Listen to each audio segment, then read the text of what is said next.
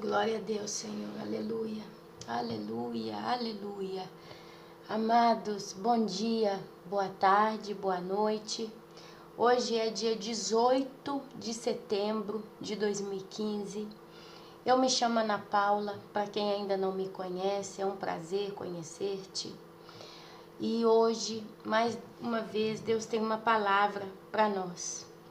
Eu gostaria de ler com vocês um pouco hoje Abacuque e 1 Tessalonicenses. Provavelmente vai ser um outro vídeo longo, mas vai ser um vídeo de bálsamo, um vídeo de consolo para nós.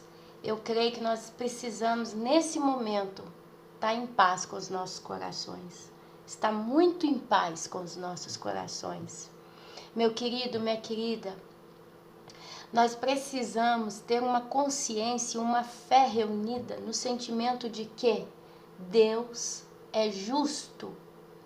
E Ele sendo justo, Ele não vai permitir que nada que aconteça fique sem a sua justiça.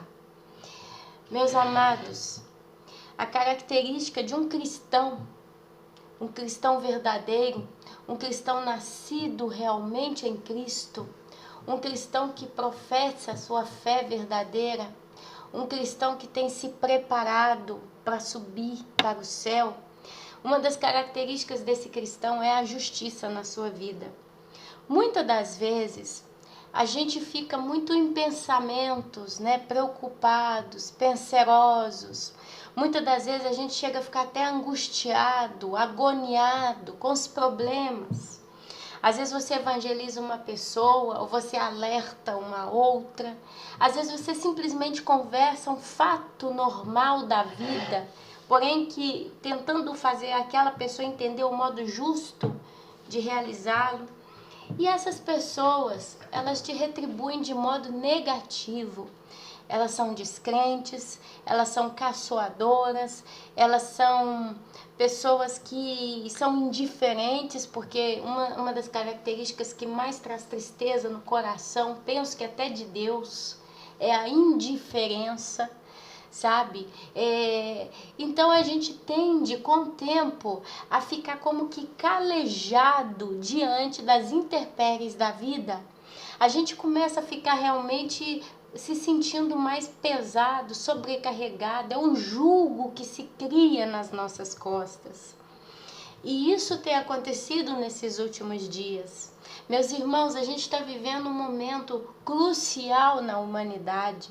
Só não viu, só não vê, literalmente, eu não sei se eu vou dizer quem não quer, porque eu posso até dizer quem não quer por aqueles que estão mais envolvidos com seus próprios prazeres da sua própria vida.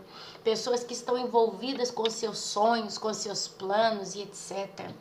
Mas tem outros que não veem, porque existe literalmente uma capa, uma cegueira espiritual. Não porque eles não querem ver. Tem muita gente buscando uma verdade, mas não a verdade. Porque o ser humano, ele também tende a ser obstinado. Então não adianta eu simplesmente querer uma coisa, mas eu ser obstinado, eu ser de certo modo orgulhoso, eu querer entender determinada situação, mas eu tenho que entender do meu jeito. Se você não me explica do modo que me agrada, que me acontenta, então eu não entendo. Tem gente achando resposta para situações que nós estamos vivendo até em Deus, dizendo Deus, Deus, Deus, o Deus da Bíblia. Não é nenhum idólatra, mas eles estão obstinados, enclausurados numa mentalidade, numa filosofia, numa apostasia toda deles. Então, meus amados, nós vivemos dias terríveis, terríveis, terríveis na Terra. Dias realmente em que só o Espírito Santo do Senhor pode nos guiar. Sempre foi assim. Só o Espírito Santo pode nos guiar. Só o Espírito Santo nos conduz à salvação. Mas quando a gente fala de situações extremas, que você chega no momento da sua oração e fala, Deus, eu não sei nem o que eu preciso, o que eu tenho que fazer. É você desesperado falando: Deus, até na minha santidade atual, até na minha luta, até na minha seriedade, eu não me vejo obstinado, eu não me vejo rebelde, eu não me vejo ignorante, eu me vejo no trilho certo, mas ainda assim eu não sei o que fazer. Então a gente precisa realmente de um milagre adicional da parte de Deus para com as nossas vidas. Então, meus amados, esse quadro que eu estou descrevendo aqui tem gerado um estresse espiritual na vida de muitos cristãos, ou quase todos. Porque a gente tem visto coisas terríveis através da televisão acontecendo, sinais da vinda de Jesus se cumprindo todos os dias, mas a gente não está vendo a mão de Deus própria dita. A gente não está vendo um final nisso tudo, a gente não está vendo, quer dizer... Deixa eu tentar explicar para ver se os irmãos entendem aquilo que eu quero dizer. Não porque os irmãos não entendem, mas porque eu quero passar essa ideia de modo muito concreto. Imagina uma pessoa que trabalhou vários anos com documento, carteira assinada. Chegou um período da vida dela, ela ainda não chegou na idade para aposentar, mas ela não dá conta mais, ela literalmente se sente inválida para trabalhar. Então ela entra com os documentos, ok? Na justiça, no processo, né? No governo, lá na secretaria, sei lá onde é que entra, no INAMPS, no INPS. E ela começa a dar entrada ao pedido de uma aposentadoria que seja mínima por invalidade. E ali passa 1 mês, passa 2 meses, passa 3 meses, passa 5, passa 6, até que vem um dia uma carta convocando ela a comparecer perante um juiz. Então essa pessoa já própria angustiada, né, tão tensa, vem aquela esperança: ai, finalmente eu vou receber a minha aposentadoria, eu fui chamada para ir no tribunal. Então aquela pessoa se arruma, se perfuma, está toda entusiasmada, pega o ônibus, o táxi, o carro, vai. Chega na hora da audiência, a mão até soa, né, de ansiedade, expectativa, ela entra na aula, né, onde vai ser julgada o caso.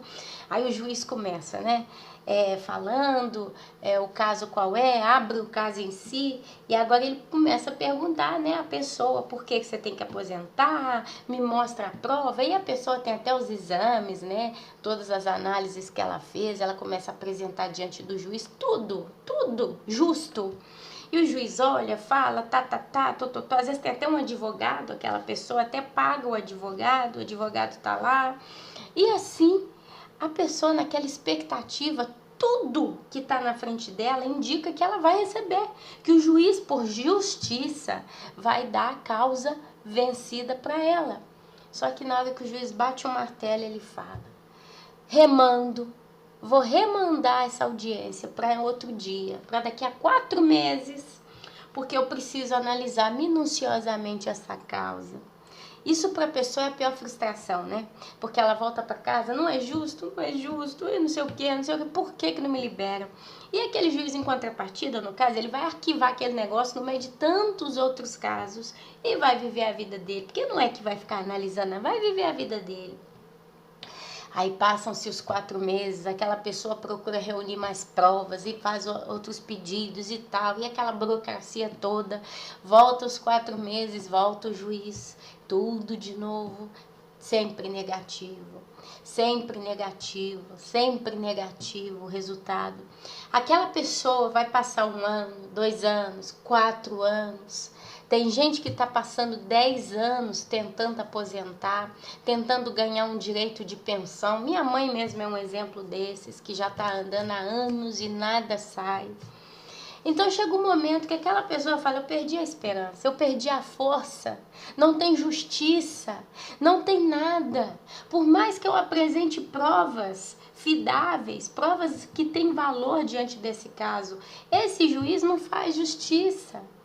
E aquela pessoa realmente desanima. E aí, de repente, quando ela menos está esperando, uma telefonada, o advogado liga: olha, o juiz mandou a gente ir lá semana que vem, porque ele precisa fechar o nosso caso. Ou ele vai dar negativo por tudo, ou vai dar positivo por tudo, mas a gente tem que ir. Aí a pessoa fala, vou por ir, porque tanto sempre foi negativo, sempre foi tudo contrário. Mas, ok, vamos justo para fechar, porque eu já não tenho mais força.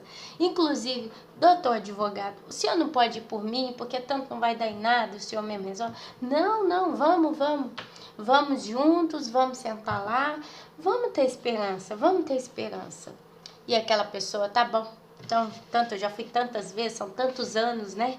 Desde o primeiro dia tudo apontava tanto a meu favor, mas vamos lá, é a última audiência, vamos tentar. E ali a pessoa vai, ela senta naquele banco lá e ela tem certeza que mais uma vez a causa vai ser reenviada, ou então o juiz vai fechar totalmente o caso, dizendo que ela não tem direito àquela pensão, vai arrumar um motivo qualquer para embrulhar aquela pessoa, e por aí vai a história que nós todos conhecemos. E aí a pessoa senta lá, com a cabeça baixa, às vezes ela nem presta atenção demais no que o juiz está dizendo, para não ficar nervosa do tudo com ele e tal. E aí o juiz simplesmente, em 2 minutos, hoje é dia tal, hora tal, aqui nós temos diante de nós a senhora tal, que mora no endereço tal, e ela está requerindo, né, pedindo a sua aposentadoria por invalidade, e diante de todos os fatos que foram analisados, eu, juiz tal, da aula tal, da vara tal, não sei o quê, né, do estado tal, a hora tal, decido o direito de pegar a aposentadoria, que a partir do próximo dia 1º do próximo mês vai estar à disposição da senhora tal. Caso encerrado, em 2 minutos. Em 1 minuto, aquele juiz decidiu a justiça depois de tantos anos. Aquela pessoa, quando recebe essa notícia, ela não acredita, talvez por uma semana ela não acredita, mas será? Até o dia que ela vai buscar a primeira paga da sua aposentadoria, ela já vai assim, que alívio, finalmente a justiça foi feita. Amados, desculpa o exemplo tão grande, mas é para a gente realmente entender o que está acontecendo, diante da graça e da misericórdia de Deus.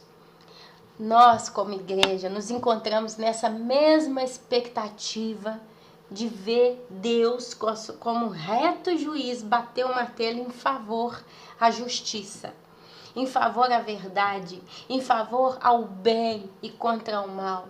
E são anos que tem irmãos aqui que estão sofrendo, são meses, são dias que nós estamos aqui nessa fatiga que tem gerado esse estresse espiritual na nossa vida. Mas uma coisa eu posso dizer, diferentemente daquele juiz humano, Deus, ele sabe o porquê que ele está trabalhando dentro desse tempo em que nós, em contrapartida, nos encontramos nessa tão grande expectativa. Porém, eu lembro aos irmãos, do mesmo jeito que o juiz, em 2 minutos, ele pode liberar uma causa a favor ou contra determinada situação, o nosso Deus, repentinamente, ele vai começar a agir. E uma coisa é certa, se você já leu o livro de Apocalipse, se não, nosso canal tem vários estudos a respeito. A Bíblia conta quando começarem os juízos ditos e feitos da própria mão de Deus. São as 7 taças da ira de Deus, a abertura dos selos e por aí vai. Aí você vai ver realmente o que é Deus agindo no meio dos maus, do meio dos ímpios. E Deus resgatando o seu povo, Deus salvando o seu povo. Hoje nós estamos vivendo no meio de um processo muito grande, muito profundo do Senhor.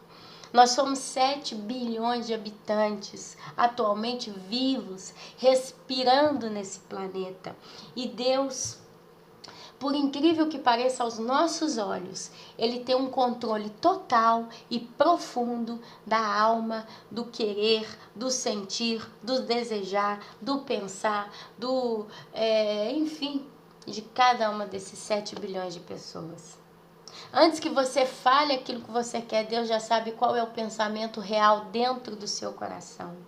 E antes que você literalmente pense na sua cabeça para falar determinada coisa, Deus, ele já sabe os sentimentos que precedem tal sentimento, tal pensamento, tal fala, tal causa, tal fato.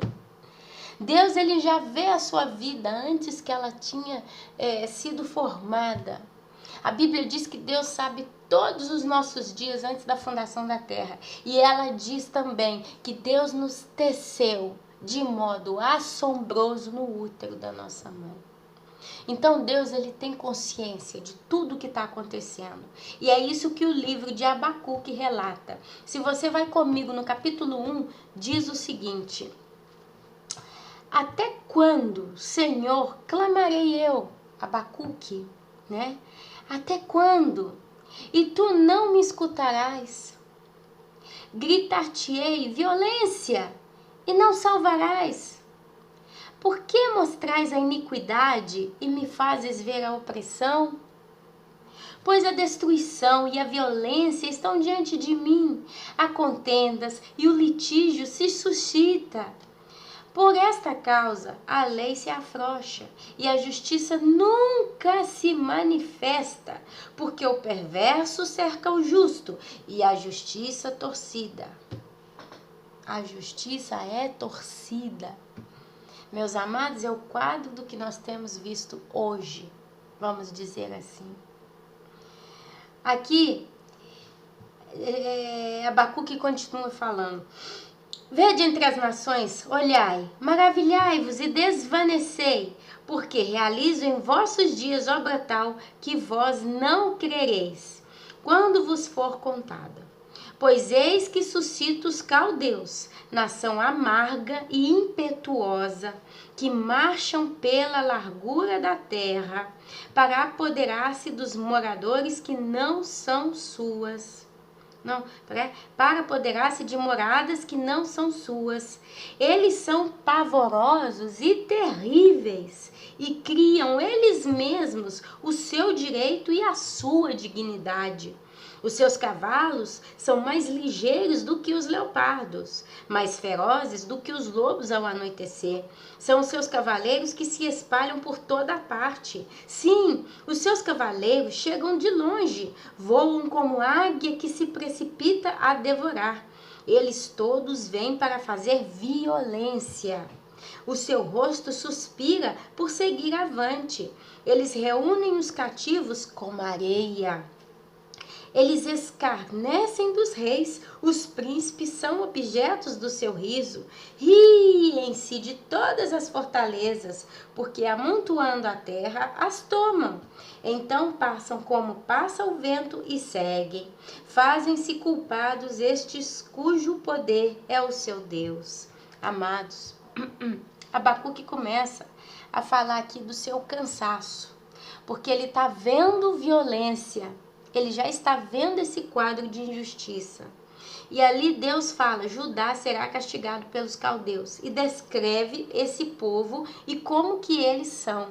E lendo esse texto aqui, eu não sei você, mas na hora que eu li esse texto, eu me lembrei desses extremistas do ISIS, do Boko Haram. Meus amados, isso aqui é eles em pessoa, nos dias atuais. Isso é um espelho do que está acontecendo nos dias de hoje. Porque hoje nós estamos vendo, meus amados, uma nação amarga e impetuosa. Eles se denominaram uma nação por si só. Eles criaram uma coisa chamada califado. E se eu entendi bem, um califado é um chamado Estado Islâmico independente de tudo o resto. Então são uma própria nação em si. E eles são amargos e impetuosos. O que significa impetuoso? É que não tem medo de nada. Tudo passa à frente, passa por cima, caminha. Impetuoso, não se firma, tá? E amargo, porque o amargo, ele descreve também a falta de sentimento, a falta de consciência, a falta da humanidade diante as crueldades. Que marcham pela largura do quê? Da terra. Olha só o que nós estamos vendo hoje. Eles estão no Brasil, eles estão na Austrália, eles estão dentro da Europa, em todos os países europeus, sem exceção. Muitos estão em silêncio, estão calminhos, como se fossem boas pessoas, mas que sabem a intenção traiçoeira que eles têm.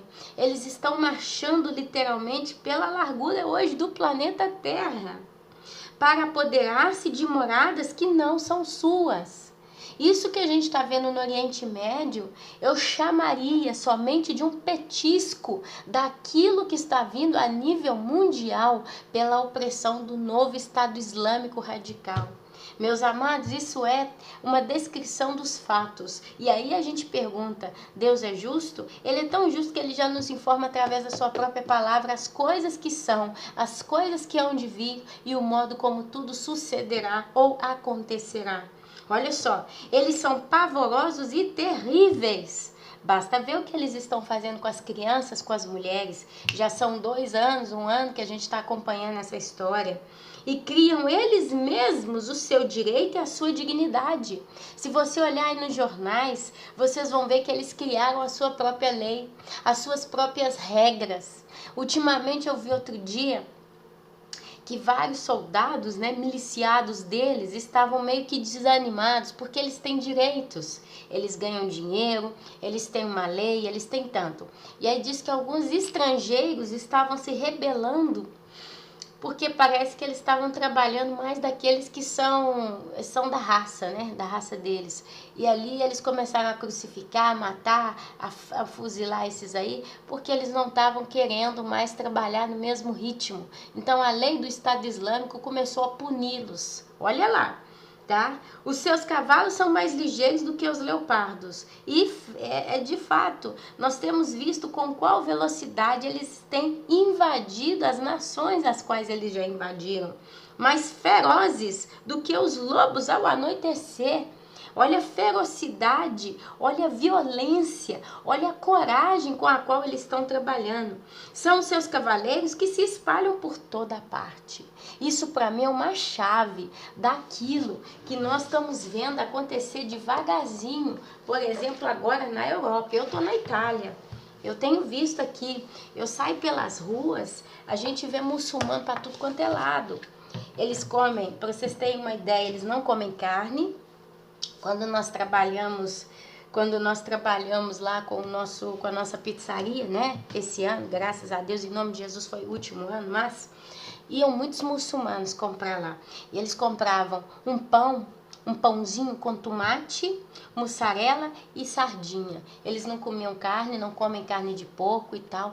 E assim, eu vi algumas vezes, às 3 horas da tarde, aqueles moços, porque eles são vendedores ambulantes aqui, igual camelô. Eles penduram a barraca nas costas e vai caminhando, vendendo óculos velho, vendendo pulseirinha, brinquinho, essas quinquilharias tudo.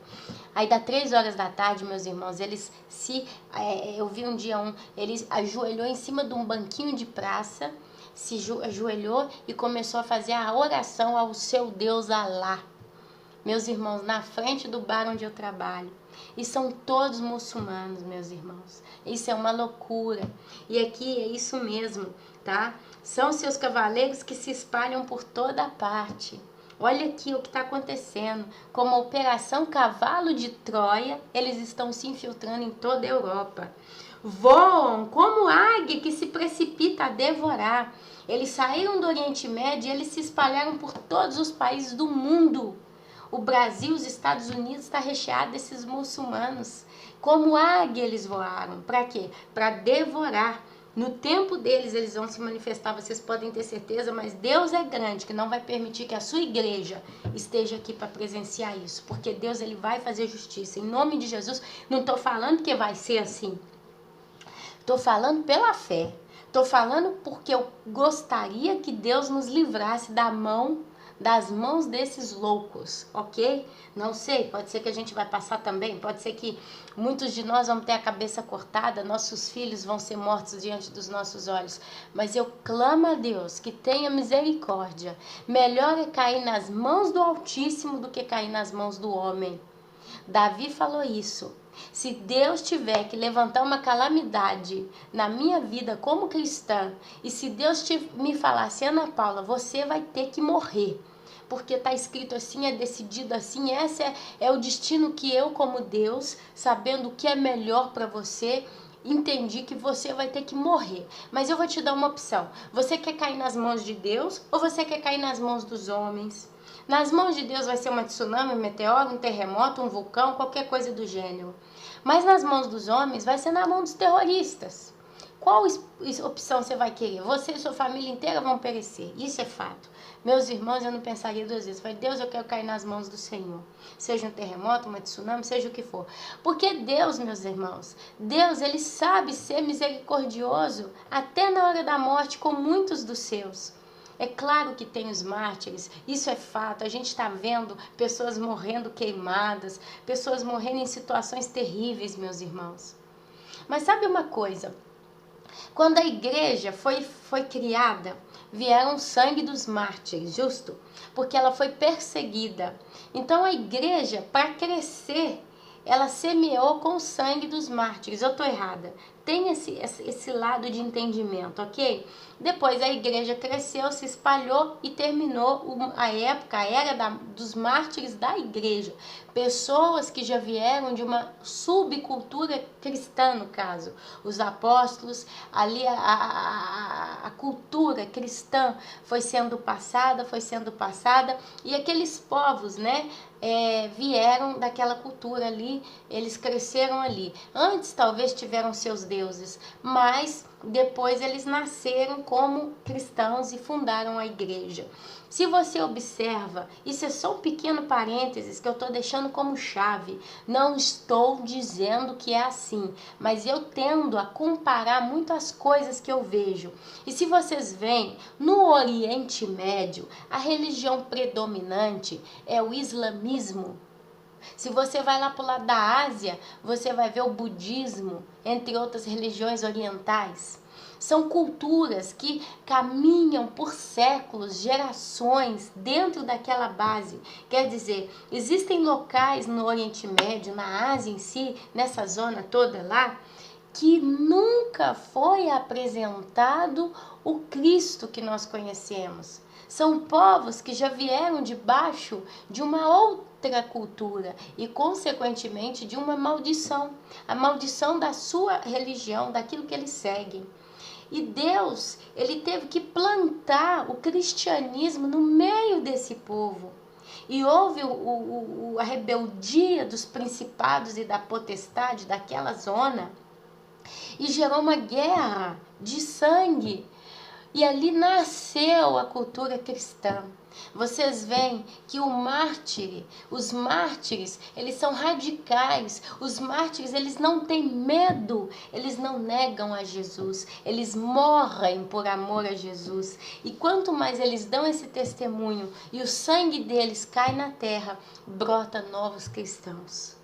A Bíblia fala que o sangue do mártir, né, ele multiplica. Já aconteceu isso na época da Inquisição. Então, meus irmãos, talvez, isso eu estou falando de uma lógica minha. Isso é a Ana Paula, é da minha cabeça, de Giló que eu estou falando. O meu cérebrozinho de Giló que está aqui falando, tá? É uma suposição, é um pensamento, é uma reflexão em cima do assunto. Mas pode ser que está tendo esse caso de mártires ali no Oriente Médio a todo esse tempo. Por quê? Porque eles estão aceitando um Cristo que até então não tinha sido apresentado. Os demônios se levantam irados. Os homens radicais perseguem esses cristãos porque aceitar uma nova religião no meio da nossa, que é a religião certa na cabeça deles, é uma coisa impossível. Então eles matam, porque esses mártires, eles não negam a Cristo. E ali se semeia, prospera a palavra de Deus. E ali aquele povo de uma cultura já laçada na maldição, porque toda idolatria traz a maldição, eles têm que passar por um processo de fogo. O evangelho, para nascer no meio de terras tão extremas, ele precisa ser extremo. E talvez a vida dessas pessoas é inevitável que seja ceifada pela mão dos capatazes, né? Da idolatria, dos deuses desse povo, e gere então a palavra de Deus. Mas no nosso meio, no meio ocidental, Europa, América, né? Estamos falando aí as 3 Américas, estamos falando Europa em peso, estamos falando as terras, né, colonizadas já pelo próprio catolicismo. A gente já vem numa base cristã.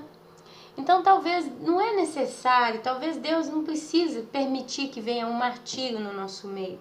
Mas olha só, meus irmãos, a violência, o pecado, a maldade, a apostasia, os pecados sexuais que a gente está vendo aí, que não precisa nem citar de novo, estão gerando rebelião no meio dos homens. A obstinação dos cabeças duras que não querem acreditar na mensagem de Jesus que está voltando, está gerando rebelião no meio dos homens, está gerando loucura. Pessoas estão correndo para cima e para baixo porque dá comichão no ouvido ouvir a verdade. E eles então estão procurando pelos seus próprios doutores. Eles querem ouvir um evangelho que permita a eles continuar a fazer da vida deles o que eles querem. Nós estamos vendo aí o egocentrismo, ego, o centro do ego. Nós estamos vendo o humanismo, nós estamos vendo o homem como centro de tudo, não Deus. E talvez a Bíblia fala que na grande tribulação vai voltar essa perseguição aos cristãos. Porque eu acredito que até então são exatamente esses cristãos obstinados que hoje não querem ser mansos o suficiente para aceitar as mensagens da boa nova de Deus para a nossa vida, a aceitar a possibilidade de nós sermos resgatados e subir sem um arranhão para o céu. E talvez Deus vai ter que permitir que sangue seja derramado, que crueldade seja feita para passar pelo fogo. É o largar de Deus, onde as uvas vão ser pisadas e o sangue vai transbordar. Isso é uma opinião minha, única, exclusiva. Posso estar falando besteira aqui, mas eu acho que pode ser isso. É uma hipótese a se considerar. Amém, meus irmãos? Então, se Deus falasse, Ana, qual juízo você quer? Cair nas mãos dos homens que vão te torturar, vão te violentar, vão fazer dos seus filhos que sabe o que diante dos seus olhos. Eles não vão te matar de uma vez. Vocês vão ficar no mínimo 1 mês, 2 meses sendo torturados por eles, por puro prazer, por pura maldade. Ou você quer morrer debaixo de uma tsunami? Que vai ser aquela pancada que, bum, vai te matar talvez ali em 5 minutos, talvez em 1 hora, você vai agonizar um pouquinho, talvez do modo como vai vir, e você vai morrer. Olha, meus irmãos, eu sei que seria uma escolha terrível, porque morrer, ninguém quer morrer assim. Eu sempre falei com Deus, eu gostaria de morrer como um passarinho, né? Eu gostaria de sentar e adormecer em Deus. Eu gostaria. Se meus filhos tivessem que morrer antes de mim, eu gostaria que fosse uma coisa rápida. Sabe, um impacto que eles não iriam nem sentir. Mas Deus sabe de todas as coisas. E se eu tivesse que escolher a morte, eu escolheria morrer debaixo de um cataclisma. Ainda que eu viesse sofrer 10 minutos, 1 hora, ainda que meus pulmões tivessem que explodir por causa da fumaça de um incêndio, sabe o que, eu desmaiaria ali talvez eu morreria afogada. Diz que em 6 minutos a pessoa morre afogada, em 4 minutos ela perde a consciência sem oxigênio. Então seriam 4 minutos de agonia, talvez 6, mas depois acabaria. Do que ficar 2 meses nas mãos de homens literalmente endemoniados, possessos por Satanás. Sabe, meus irmãos? E aqui fala, eles todos vêm para fazer violência. O seu rosto suspira por seguir avante. Eles reúnem os cativos como areia. Olha o que está acontecendo. No meio de tudo que a gente está vendo, quanta gente, entre parênteses, inocente, está sem sua casa. Eu ontem estava lavando meus filhos aqui no meu banheiro e eu coloquei eles numa banheira porque está muito calor aqui. Meu menino pequeno chegou em casa com o rostinho todo cheio de bolinha, todo cheio de pontinho. Eu fiquei morrendo de dó. Então eu enchi um pouquinho uma banheira que eu tenho na minha casa, eu coloquei eles ali para brincar. E ali na hora que eu limpava eles, enxugava eles, na hora eu me lembrei daquelas famílias que eu tinha visto no Jornal do Meio-Dia. E tinha criança parecida com as minhas, sabe? Aqueles menininhos com a roupinha tão bonitinha, sapatinho no pé. Você vê que são pessoas como nós, que têm uma casa, que tinham, né? tinha uma casa, tinha um quarto para dormir, aquelas crianças, talvez a casinha delas tinha uma banheira para elas brincarem, os brinquedinhos, e num dia elas estavam ali, vivendo a vida normal, rotineira delas, e agora, no dia seguinte, elas tiveram que correr com a roupa do corpo. Muitos tiveram pouco tempo para encher uma mochila e sair, caminhando rumo ao nada. Porque eles estão na terra de ninguém, eles estão acampados em fronteiras entre dois países, porque o país A não quer, o país B não quer. E eles estão ali na beira da linha dos trens, né, nas rodoviárias, estão ali, meus irmãos. E ali você vê aquelas crianças que você tem certeza que até então tinham uma vida como nós temos hoje. E ali eu pensei, meu Deus, como que a gente precisa agradecer ao Senhor por ter coisas tão que para nós parecem tão pouco. O que é dar um banho num filho no seu banheiro? O que é sentar o seu filho na mesa de sua casa, pegar um copo d'água e dar para ele beber? O que é falar para ele, vai sentar no sofá, assiste um pouquinho de desenho, enquanto a mamãe vai cozinhar? O que é, meus irmãos? Parece que é tão simples, porque a gente está habituado a viver assim. Mas de repente você se encontra no meio da rua, em que o seu teto é o céu, as suas paredes são o vento, o seu chão é cascalho e terra. E você está ali. Você abraça seu filho, você abraça sua filha, você chora, você vê ele chorar, você quer conformar, você quer consolar, mas você não pode oferecer nada a não ser esperar.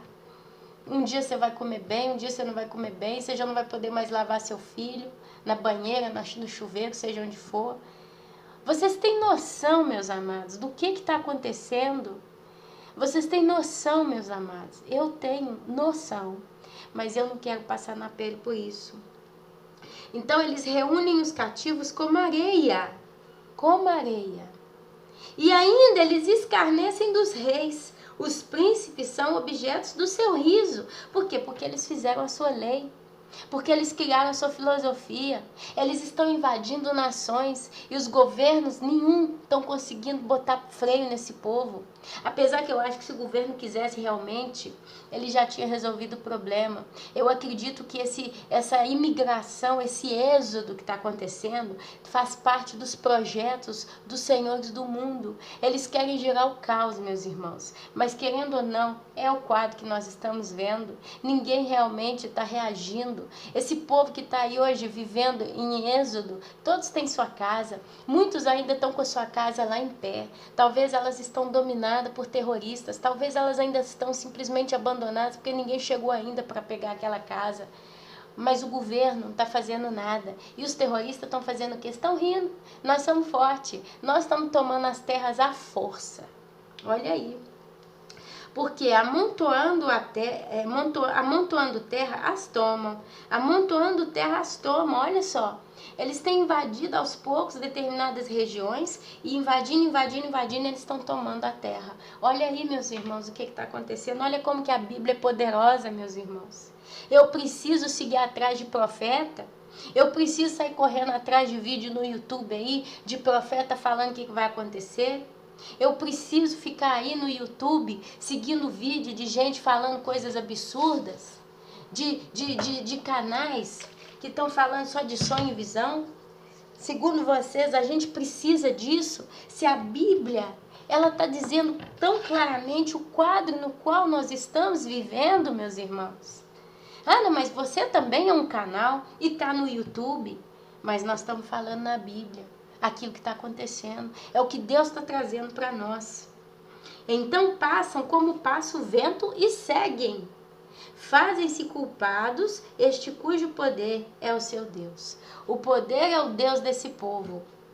Fazem-se culpados este cujo poder é o seu Deus. Não é Alá, é o poder, é a violência, é a intrepidez com a qual eles estão invadindo a terra. E isso também é um modo de castigo, né? Aí continua. A intercessão do profeta, o profeta Abacuque. É a Bíblia que está falando que Abacuque era um profeta, não é Ana Paula não, tá? Então olha só.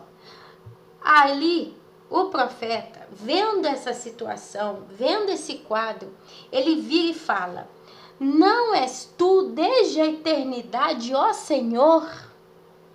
Meu Deus, ó meu santo, não morreremos. Ó Senhor, para executar juízo pusestes aquele povo, tu, ó rocha, o fundastes para servir de disciplina. Tu és tão puro de olhos que não podes ver o mal, e a opressão não podes contemplar. Por quê? Pois tolera os que procedem perfidamente, e te calas quando o perverso devora aquele que é mais justo do que ele? Por que fazes os homens como os peixes do mar, 7 bilhões? Como os répteis que não tem quem os governe? Não é o que está acontecendo no mundo? Nós estamos vivendo uma vida que todo mundo tem a sua lei, cada um por si, Deus por todos. Champanhe. Aqueles que estão lá matando, invadindo as terras, os terroristas. Aí você vem do lado ocidental, você vai ver os jovens rebeldes, batendo de frente, matando pai, matando mãe, fazendo o que querem. Terra de ninguém. Ninguém tem temor a Deus. Nem aqueles que se dizem servos de Deus têm temor a Deus, porque eles estão pregando apostasia, estão pregando mentira, estão pregando egocentrismo, estão pregando o homem centro de todas as coisas e Deus em segundo lugar. Se está em segundo lugar só para satisfazer a vontade do homem, senão nem estaria. Amados, olha só, que não tem quem os governe. A todos levanta o inimigo com o anzol, pesca-os de arrastão e os ajunta na sua rede varredora. Por isso, oferece sacrifício à sua rede e queima incenso à sua varredura, porque por elas enriqueceu a sua porção e tem gordura a sua comida. Acaso continuará por isso esvaziando a sua rede e matando sem piedade os povos? Olha a intercessão de Abacuque. E aí Deus vem e responde. Vamos fazer atenção aqui. Por-me-ei na minha torre de vigia. Isso aqui é Abacuque falando ainda. Olha. Por-me-ei na minha torre de vigia. Colocar-me-ei sobre a fortaleza e vigiarei, para ver o que Deus me dirá e que resposta eu terei à minha queixa. Olha que coisa mais engraçadinha, mais linda. Abacuque levanta um clamor. Ele questiona a Deus diante daquela situação, depois que ele fala aquilo que ele vê diante da justiça de Deus, ele fala: agora que eu falei, eu me colocarei na minha torre de vigia. O que é essa torre de vigia? Eu não acredito que Abacuque subiu literalmente, fisicamente a uma torre construída de tijolos. Eu não acredito que ele colocou-se numa fortaleza física, mas eu acredito que ele continuou a consagrar a sua vida em santidade. Esse é colocar-se na sua torre de vigia. Eu imagino que Abacuque talvez se colocou em jejum. Eu imagino que Abacuque talvez ele continuou estudando aquilo que ele tinha, os pergaminhos das leis de Moisés, porque nós estamos aqui no Velho Testamento, eles não tinham a Bíblia. Mas eu acredito que é isso que ele fazia. Ele orava, ele buscava a Deus, ele ia em comunhão com Deus. Isso é colocar-se na torre de vigia. É prestar atenção naquilo que Deus fala.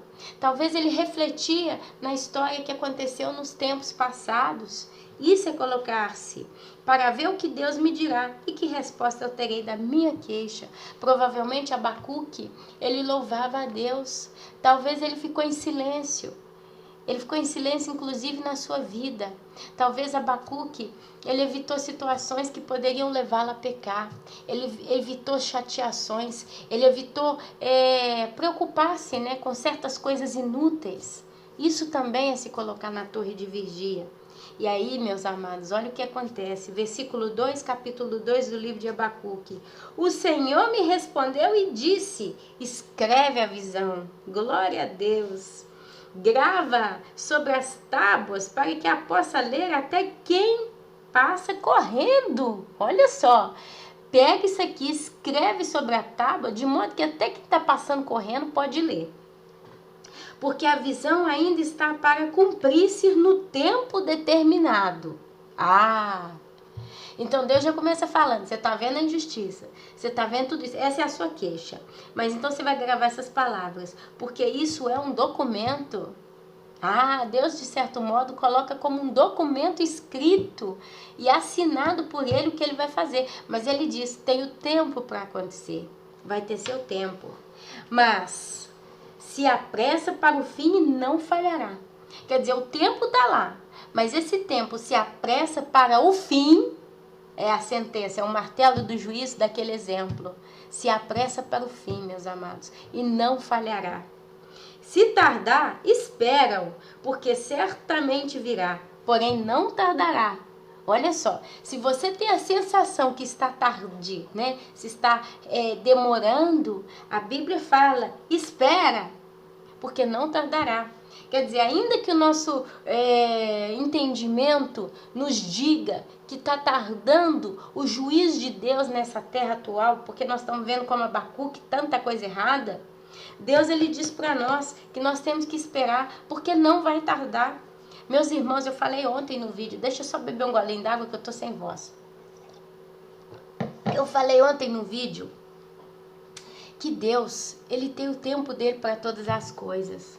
Uma coisa, meu amado, é você ter que esperar 50 anos o juiz de Deus, 30 anos, 10 anos. Nesse caso, até então, na altura do campeonato, 5 anos para nós, que já parece impossível.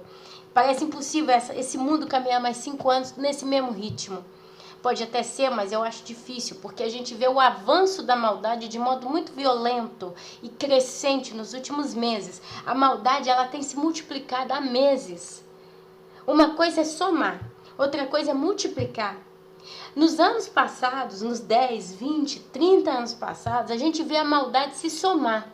Quer dizer, se tinha, né, um bairro em que os jovens eram rebeldes, começava de um, aí ele juntava com outro coleguinha, então eram 2. Aí juntava mais 2, mais 3, eram 5. Então depois era um grupo, uma gangue, né, de jovens rebeldes que faziam bagunça no bairro. Mas aquilo ali era um fato isolado. De vez em quando se agregava mais jovens, de vez em quando saíam outros, um pouco de violência, mas era aquilo. Eles iam na banca de revista, comprava revista pornográfica. Isso era adicionar, porque era aquilo que se tinha. Mas com o passar dos anos, um jovem, atualmente, uma pessoa hoje, ela levanta uma ideologia contra a lei de Deus, contra a vontade de Deus, contra tudo que se diz Deus. Ele levanta essa ideologia. 10 pessoas escutam. Aquelas 10 pessoas se agregam àquele primeiro, são 11 pessoas. Aí o que eles fazem? Eles vão para a internet, eles vão para a televisão, eles vão para as praças, eles vão para as igrejas, eles vão para outros locais, eles vão para o congresso.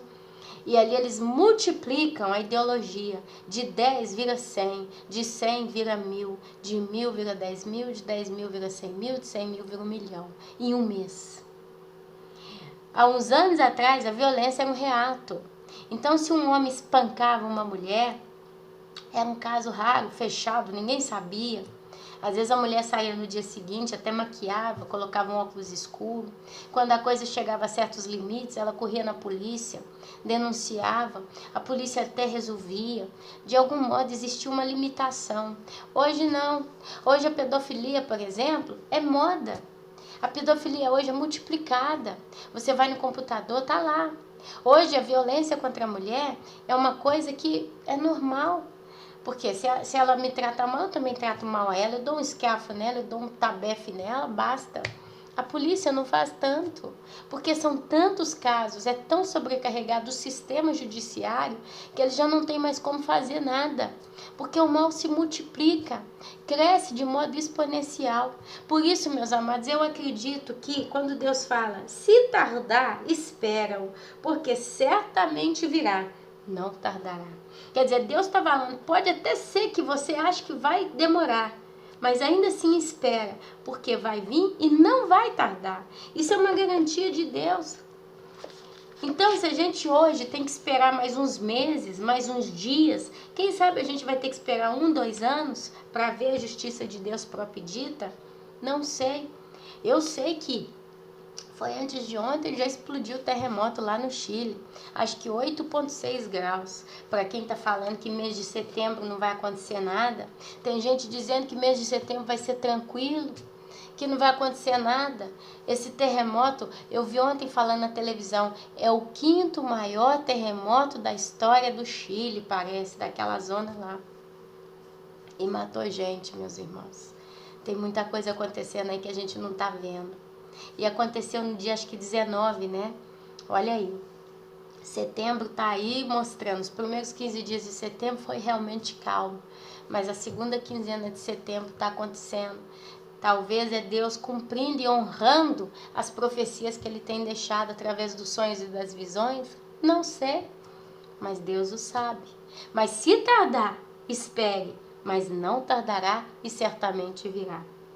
Eis o soberbo, sua alma não é reta nele, mas o justo viverá pela sua fé.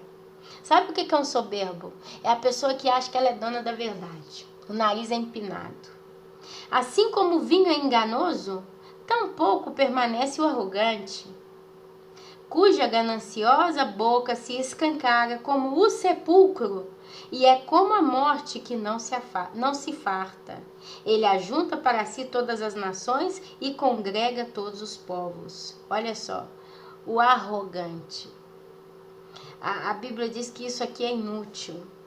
5 coisas sobre os caldeus. 5 ais sobre os caldeus. Aqui é Deus já falando para Abacuque o que ele ia fazer. Não levantarão, pois, todos estes contra ele um provérbio, um dito zombador? Dirão: ai daquele que acumula o que não é seu. Até quando? Isso é Deus falando para Abacuque, hein? Olha o bate-papo que Deus teve com Abacuque.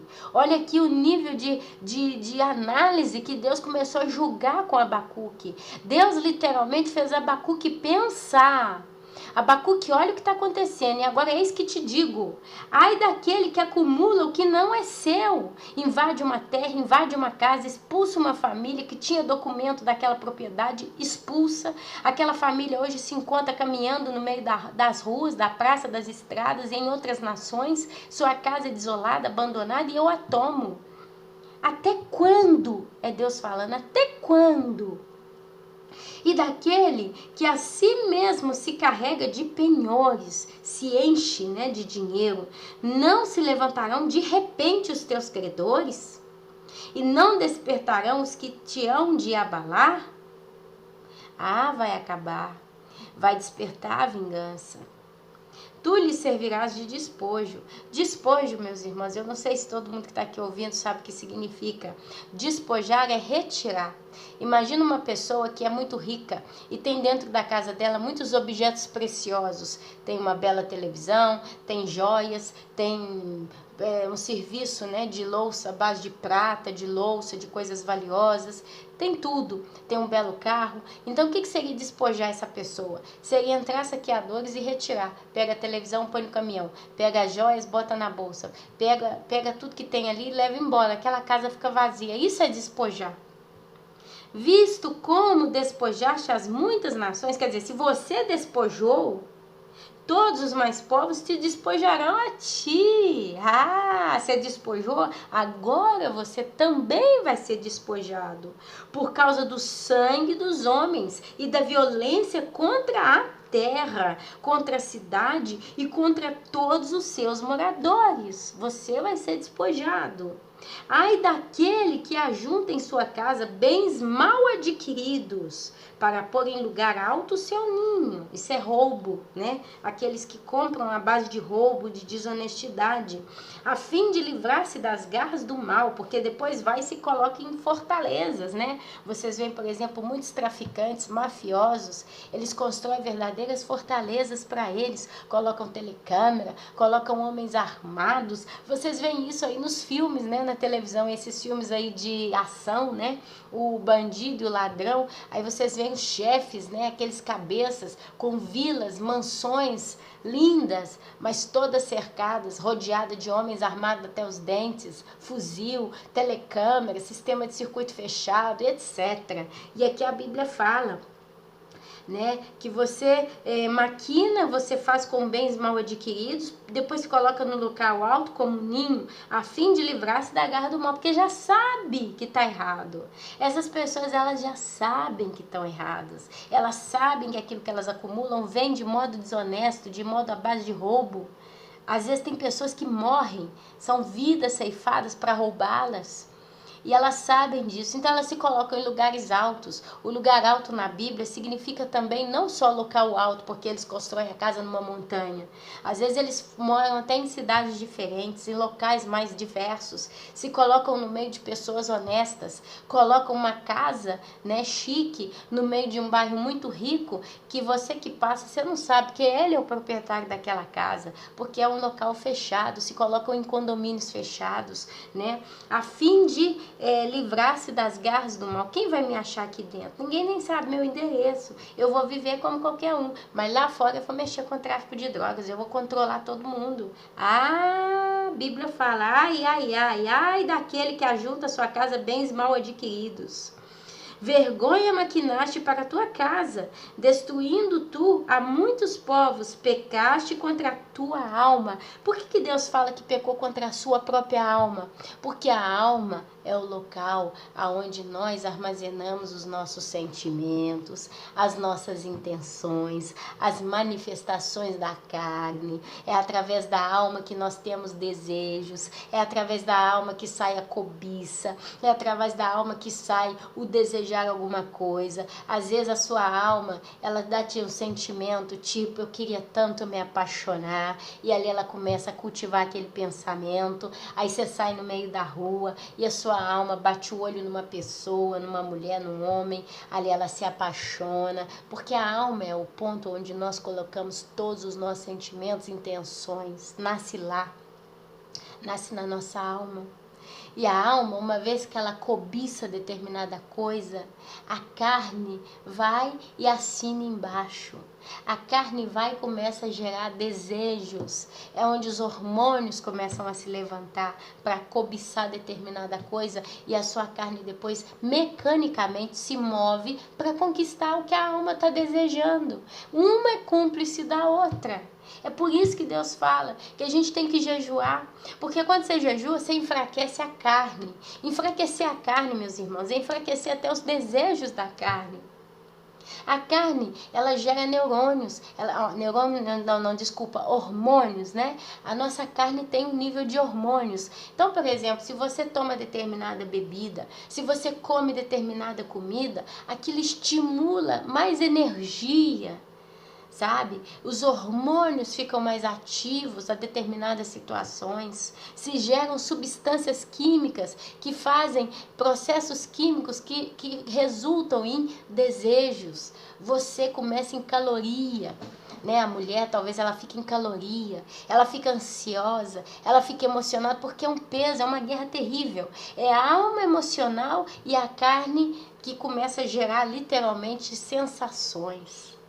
É a sensação da dor, é a sensação do prazer, é o seu corpo, né, expelindo mesmo situações físicas. Eu não sei se eu consegui entrar muito, que eu começo a me embrulhar, mas é ali que está. Pecaste contra a tua alma. Por quê? Porque você permite a tua alma se alimentar de desejo. Imagina que você está em santidade, você está vivendo uma vida procurando se preservar do mal. E aí então você vai ligar a televisão, está passando um filme, uma comédia romântica, porque as comédias românticas de ultimamente estão sendo terríveis. Eu praticamente já não estou nem assistindo mais. Eu cheguei num ponto que para ver um filme eu tô... Depois de 10 minutos, se começa a mostrar muita porcaria, já começa a mudar de canal. Tá difícil, hein, meu irmão? Tá difícil. Eu prefiro ficar nos documentários, nas reportagens, em programas mais educativos e instrutivos, porque tá difícil. Eita, desculpa. Então você tá na santidade, você liga a televisão, tá passando um filme, você, vou ver esse filme. Aí começa a assistir. Aí o filme mostra uma cena particular. E você, em vez de largar pra lá aquilo ali, não, você continua assistindo. Eu gostei desse filme, vou ver de novo. Eu vou ver outro filme parecido. Agora eu vou no computador, vou fazer uma pesquisa sobre tal atriz, sobre tal ator. Vou ver as fotografias dessa pessoa. Então você está bombardeando a sua alma. Ou então você teve uma rincha com uma pessoa. Às vezes aconteceu um desentendimento. Aquela pessoa é muito ruim, muito cruel, muito injusta. Então você, em vez de largar para lá, e em vez de você pensar naquele caso, você coloca o fone no ouvido, ou então liga, né, o rádio, a internet, o YouTube, vai escutar uma pregação para passar por cima, para desintoxicar a sua cabeça de determinado pensamento. Você continua falando a respeito. Você começa a falar com uma pessoa que conhece aquela outra pessoa, então vocês dois podem falar mal dela. E ali você vai alimentando sua alma de quê? De incontentação, de contenda, de raiva, de vingança. É tanta coisa, meus irmãos. Você talvez sabe que você não pode comer doce, por um motivo qualquer. Você sabe que você não pode comer doce. Aí você faz o seguinte, você vai na padaria ou vai na lojinha de doce, aposto, pra ver o que tem lá. Ah, mas eu não posso comer doce, então, mas eu vou lá assim mesmo, vou dar uma olhadinha. Às vezes eu acho uma coisa menos pesada para eu comer e compra. Quer dizer, você tá dando desejo pra sua alma, você tá alimentando o desejo da sua alma. Então, quando a gente jejua, a gente enfraquece a carne, por quê? Por exemplo, se você corta, igual eu tô fazendo, corta a carne, tá, da sua dieta, você tem menos toxina no seu organismo e o seu organismo ele é mais limpo, então os níveis hormonais estão normais, entendeu? E hormônio gera necessidades, os hormônios geram necessidades, por isso que a gente jejua, porque você trabalha o seu biológico. Você desintoxica seu organismo, flui tudo melhor, você se sente melhor, você tem mais energia, você tem mais disposição. Porque se você não tem energia e disposição, você começa a ficar murcho, você faz como preguiçoso, se põe a dormir o dia inteiro, trabalha mal. Ah, eu tô de saco cheio de trabalhar, vou passar o tempo, vou entrar no Facebook, vou ficar lendo lá, porque eu tô cansado, então eu vou descansar uma horinha. Aquela horinha vira 4, 5 horas. Olha como é que as coisas são coligadas. Então, por isso que Deus fala que nós pecamos contra a nossa alma, porque, meus amados, de um modo geral, a gente também é responsável pelos sentimentos que a gente permite entrar no nosso coração, na nossa alma. Porque você induz o seu corpo físico a desejar coisas que vai cair na alma. É uma cumplicidade, fisicidade e alma, intelecto, pensamento. Ah, meus irmãos, o negócio é complicado, meus irmãos, o negócio é complicado. E aqui ele continua, porque a pedra clamará da parede, e a trave lhe responderá do madeiramento. Ai daquele que edifica a cidade com sangue, e a fundamenta com iniquidade. Isso aí é os terroristas, hein? É exatamente isso. Não vem do Senhor dos exércitos que as nações labutem para o fogo e os povos se fatigam em vão? Olha só, tá dizendo que esse trabalheira todo que estão fazendo, através de matando e conquistando, vai ser terminado no quê? No fogo. Se muitos morrerem em outras condições, às vezes tem gente que, por exemplo, na época do Holocausto Judeu, né, foi na base do sangue de inocentes. E muitos escaparam. Muitos generais, guardas daquela época, eles escaparam e eles morreram em santa paz. Eles foram para outros países, extraditados, conseguiram asilo político e viveram bem o resto da sua vida. Só que morreram. Sabe onde eles estão? No inferno. Quer dizer, o destino final é o quê? Fogo. Para o fogo. Onde há choro e ranger de dentes. A justiça de Deus, ela existe, meus irmãos.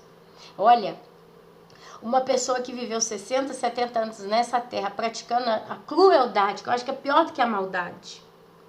E ele viveu, e ninguém o puniu, ninguém conseguiu fazer nada. Ele saiu limpo, ele saiu bem, com a consciência inclusive limpa, porque tem gente ruim que a consciência não funciona. Eles não têm consciência, eles não têm misericórdia, piedade, sentimento de nada, só do própria satisfação deles. E aí eles conseguem terminar até com uma rocinha na casa, né? Faz um canteirinho, uma hortinha, vive bem, morre com 90, 80 anos. Vivi, fiz o que eu quis, matei, roubei, violentei, fiz o que eu quis, consegui fugir numa boa, ninguém botou a mão em mim, nunca parei numa cadeia, hoje eu tô aqui, tenho a minha casinha com os dinheiro que eu consegui fazer na minha vida desonesta, né? Eu juntei alguma coisa, consegui também me aposentar, e blá blá blá, e blá blá blá, bum, morreu, teve um infarte, explodiu o coração, explodiu uma veia. Onde essa pessoa acorda, meus irmãos? No fogo, no inferno. E aqueles 90 anos de maldade, perto da eternidade, da punição que Deus vai trazer, meus irmãos, meus irmãos. Essa pessoa que está no inferno, vocês podem ter certeza que ele deseja a cada segundo uma chance para se arrepender, mas ele não tem. Ele não tem. Ele não tem. E os povos, pois a terra se encherá do conhecimento da glória do Senhor, como as águas cobrem o mar. Olha só, isso aqui é Deus trazendo consolo para os povos.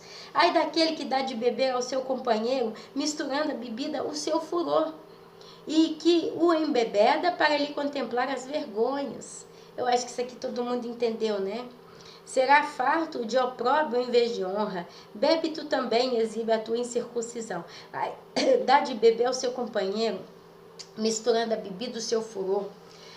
Às vezes, na prática, não é que a pessoa pega um cálice de vinho, um copo de cerveja e faz a outra pessoa beber, não. Dá de beber também é você fazer intriga, é você falar coisas para envenenar a cabeça da outra pessoa. Olha aqui, dá de beber o seu companheiro, misturando a bebida o seu furor. Porque a intriga, a contenda, gera raiva na outra pessoa, gera desejo de vingança. Meus irmãos, nós temos que clamar muito a Deus, pedindo a Deus para nos ajudar. Por isso que a Bíblia fala que a gente não pode murmurar. Eu ainda tenho esse vício, eu confesso para os irmãos, eu ainda tenho esse vício. Às vezes, meus irmãos, eu vou muito no meu marido e conto para ele as coisas erradas que eu vejo que acontece comigo aqui por causa da família. Às vezes a sogra fala uma coisa que eu não gosto, às vezes a minha cunhada fala uma coisa que eu não gosto, que eu podia ficar calada, mas à noite, né, porque meu marido atualmente está trabalhando fora e ele não está em casa, então à noite, na hora que ele me liga, cansado, fatigado do dia de serviço, conversa vai, conversa vem, eu começo, que sua mãe hoje fez isso, que sua irmã hoje fez aquilo. Eu confesso isso diante dos irmãos, eu sou uma pessoa feita desse modo. Eu não tenho vergonha de confessar o meu pecado, a minha fraqueza, os meus erros. E de um modo indireto, meus irmãos, eu mesma tenho dado a bebida misturada com furor para o meu marido. No passado era muito pior. E eu brigava muito com meu marido, ele brigava muito com a família dele, era só guerra. A gente vivia de 3 em 3 meses fazendo guerra. Eu e ele dentro de casa, eu sempre mal-humorada, com a cara fechada, incontentada, sabe? Insatisfeita. Estamos falando de 5 anos atrás. Agora eu confesso que calmou muito. Às vezes eu deixo pra lá, às vezes eu não converso certas coisas, mas é difícil. É difícil, meus irmãos, é difícil. Então nós como cristãos também temos que vigiar, porque essa fala aqui, ela serve para mim, Ana Paula, e serve também para vocês. Ai daquele que dá de beber ao seu companheiro, misturada a bebida com o seu furor. Porque às vezes eu falando, né, chorando das mágoas, das ofensas que às vezes eu vivo aqui na cabeça do meu marido, ele vai ficar indignado, ele vai querer vingar, ele vai querer xingar, ele vai querer brigar, ele vai ficar magoado com a pessoa que me fez mal. Entendeu? Olha só como é que tem lógica. A gente não precisa ir para o extremo dos islamistas. A gente pode ir para o extremo dos nossos corações também. Porque Deus precisa que nós façamos uma recapitulação da nossa vida, do nosso viver, das nossas práticas, dos nossos atos. E que o embebeda para lhe contemplar a vergonha. Aqui, graças a Deus, não é o meu caso, eu posso dizer para os irmãos, porque infelizmente tem muita gente, né, que sai, os casaizinhos, né, sai da bebida para a mulher ou para o cara, aí depois que a pessoa tá alegrinha, vai para a cama. Isso é um exemplo, mas tem exemplo também que o embebeda para ele contemplar a vergonha. Tem muita gente que consegue dar como uma bebida para uma outra pessoa determinadas palavras que levam a outra pessoa a confessar coisas que ela não deveria confessar. E aquele que ouve, né, a confissão contempla a vergonha da outra. Uma coisa que eu vejo muito complicada aí é o que a Igreja Católica faz, porque ela diz que nós precisamos confessar o pecado para o Santo Padre, justo? Porque ele tem a permissão diante de Deus de perdoar os nossos pecados, porque o Santo Papa, ele tem poder para perdoar os pecados do homem, porque ele é intercessor dos homens, entre os homens e Deus na terra. Então eu vejo isso acontecer em cidade pequena. Aqui, por exemplo, eu observo essas coisas, de vez em quando eu ouvi umas histórias assim, de gente que mora na cidade, que foi confessar com o padre. Aí confessou com o padre, contou os podres e tudo. Agora o padre já sabe das suas vergonhas. O que acontece? Caso de pessoas que depois já não eram mais bem vistas dentro da igreja, pelo próprio padre. Porque o padre começava a olhar torto para a pessoa. Isso aconteceu. O padre começando a olhar torto, aí as outras fiéis da igreja, né, as outras donas lá que iam na igreja, começou a perceber que o padre já não estava muito de acordo com determinado membro. Aí todo mundo fechou a cara para determinado membro. Porque a vergonha foi exposta para quem não devia. Porque o único que pode contemplar a nossa vergonha, meus amados, é Deus. Você cometeu o pior erro. Você não pode falar com todo mundo. Você tem que orar e falar: Deus, tira da minha boca a língua grande, porque eu preciso chorar para o Senhor. Ou se o Senhor levantar um irmão realmente ungido do Senhor, que eu possa desabafar para caminhar junto, a caminhada, glória a Deus. Mas, meus irmãos, a coisa mais coerente, a coisa mais sábia a fazer é você desabafar com Deus. Eu desabafo muito com Deus, desabafo muito com alguns irmãos. E eu tenho visto que nem sempre é a melhor coisa a se fazer. Mas é uma coisa que Deus tem que tratar comigo. E assim Deus trata com todos nós. Mas existem tantas diferenças. Aqui Deus está falando de modo meio pesado mesmo, né? Serás farto de opróbrio. Opróbrio significa desprezo em vez de honra.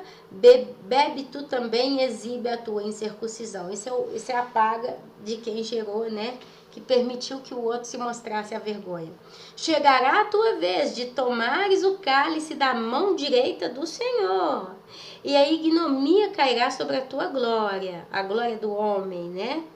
Porque a violência contra o Líbano te cobrirá, e a destruição que fizeste dos animais ferozes te assombrará. Por causa do sangue dos homens e da violência contra a terra, contra a cidade, contra todos os seus moradores.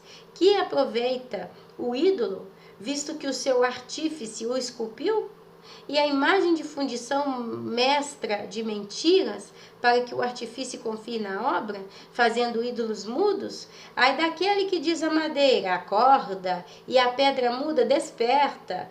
Pode o ídolo ensinar? Eis que está coberto de ouro e de prata, mas no seu interior não há fôlego nenhum, não há alma. O Senhor, porém, está no seu santo templo, cale-se diante dele toda a terra. Aí viu? Deu para vocês verem como é que Deus bateu um papo com Abacuque aqui.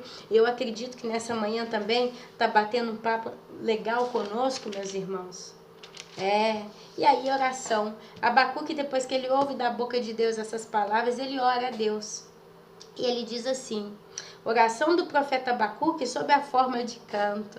Abacuque cantou para Deus. Não sei qual é o ritmo, não sei a melodia que ele usou, mas ele fez isso em forma de canto. E ele disse: tenho ouvido, ó Senhor, as tuas declarações e me sinto alarmado. Aviva a tua obra, ó Senhor, no decorrer dos anos e no decurso dos anos. Faze-a conhecida, mas na tua ira, lembra-te da misericórdia. Deus, vem de Temã, e do monte Parã vem o Senhor. A sua glória cobre os céus, e a terra se enche do seu louvor. O seu resplendor é como a luz, raios brilham da sua mão, e ali está velado o seu poder. Adiante dele vai a peste, e a pestilência segue os seus passos. Ele para e faz tremer a terra, olha e sacode as nações, terremoto. Esmigalham-se os montes primitivos. Vocês viram lá no Nepal, né? Monte Everest. Os outreiros eternos se abatem. Os caminhos de Deus são eternos. Vejo as tendas de Cusã em aflição. Os acampamentos da terra de Midian tremem. Acaso é contra os rios, Senhor, que estão irados? Acaso é contra os rios, Senhor, que estás irado? É contra os ribeiros a tua ira, ou contra o mar? O teu furor, já que andas montado nos teus cavalos, nos teus carros de vitória? Porque rio e mar, tsunami e inundações. A gente vê o comportamento normal do mar e dos rios mudando, né? Mudando. Tu fendes a terra com rios, os montes te veem e se contorcem.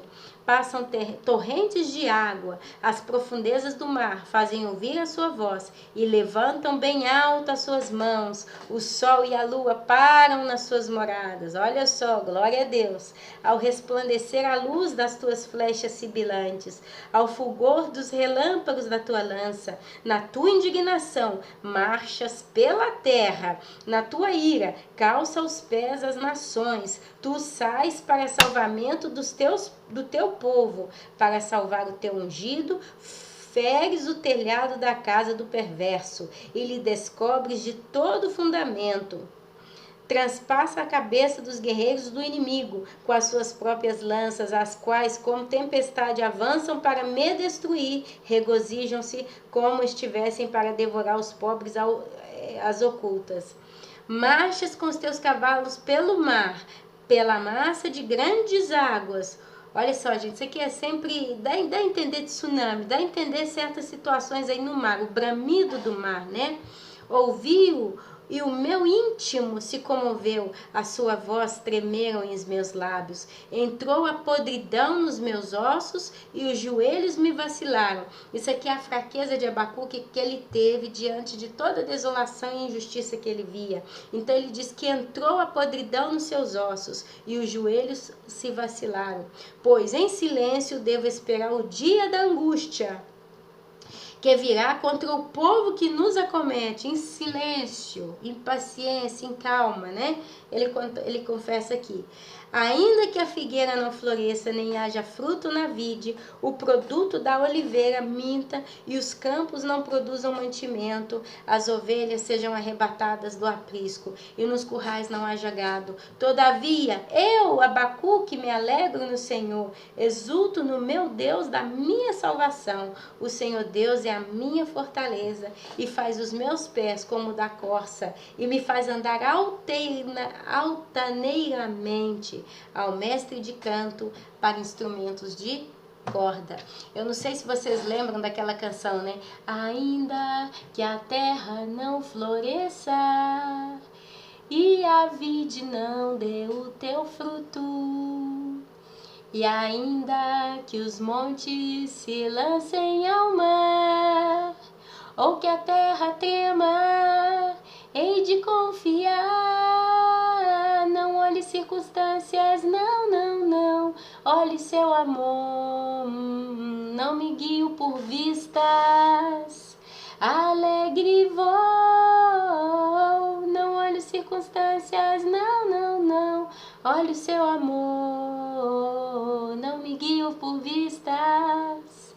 Alegre estou, esta paz que eu sinto em minha alma, não é porque tudo me vai bem. Esta paz que eu sinto em minha alma é porque eu olho pro meu Senhor. E aí continua. Eu acho que esse cântico veio também do livro de Abacuque, né? E assim, meus amados, meus queridos, eu bebo um outro golinho d'água, peraí.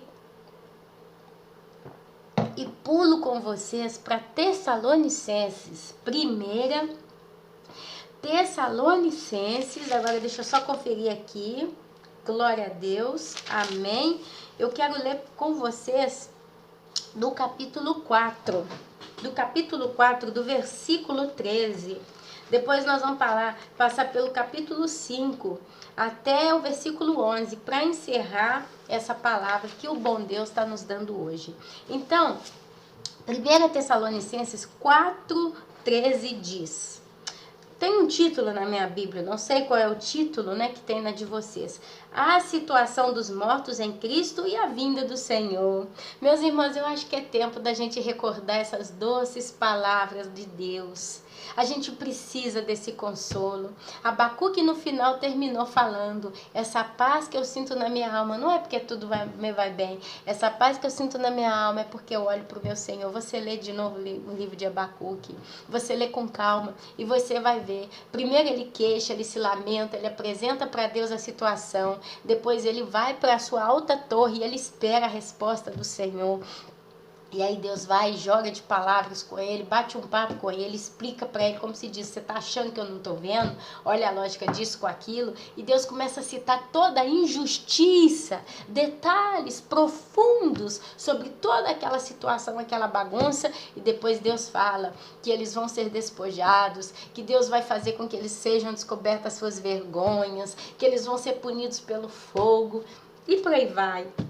E aí no final Abacuque levanta um louvor a Deus e ele cita, né, que Deus criou todas as coisas, que Deus quando vem fazer a sua justiça ele galopa sobre a corça nas águas profundas do mar. E olha por aí, né, Deus ele vai levando, né, como voz o seu trovão, e ele treme os montes. Olha que coisa linda, meus amados. E ainda que a terra não floresça e a vide não dê o seu fruto, ainda que os montes se lancem ao mar ou que a terra trema, hei de confiar. Nós estamos vivendo nesses dias. Nós estamos vivendo dias em que os montes têm se lançado, meus irmãos. Nós estamos vivendo dias em que a terra tem tremido. Nós estamos vivendo dias de colunas de fumaça por todo o planeta, atividades vulcânicas para tudo quanto é lado. Nós estamos vivendo dia em que nós estamos vendo um exército violento caminhando sobre toda a terra através dos islamistas. Nós estamos vivendo dias em que o sol e a lua não pararam, mas o sol está se fazendo negro e a lua se está fazendo como sangue. E ela está ficando até inchada, eu diria. Essa super lua também é como se ela estivesse sangrando e inchada.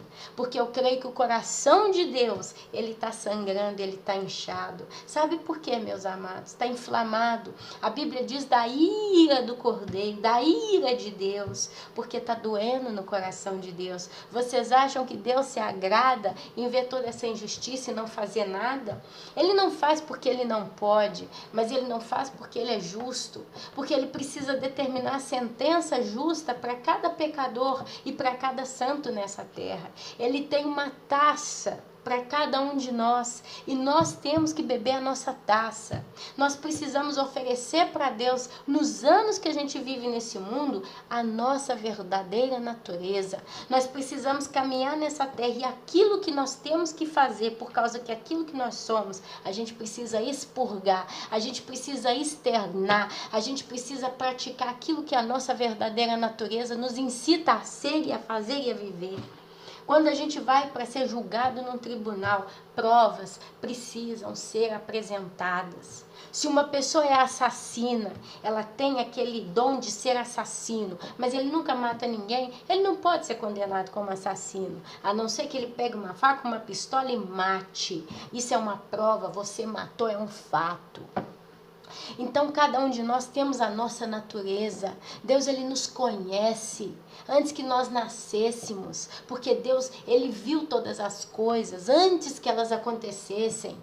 Deus, quando ele gerou um espírito, gerou uma alma, gerou um corpo físico e criou um ser humano, um invólucro chamado ser humano, homem ou mulher, Deus ele já sabia com o que ele estava lidando. Ele sabe que aquele troço ia oferecer para ele coisa boa, coisa ruim. Algum tempo atrás eu citei o exemplo do arroz. Eu citei o exemplo que eu ganhei um arroz de doação uma época.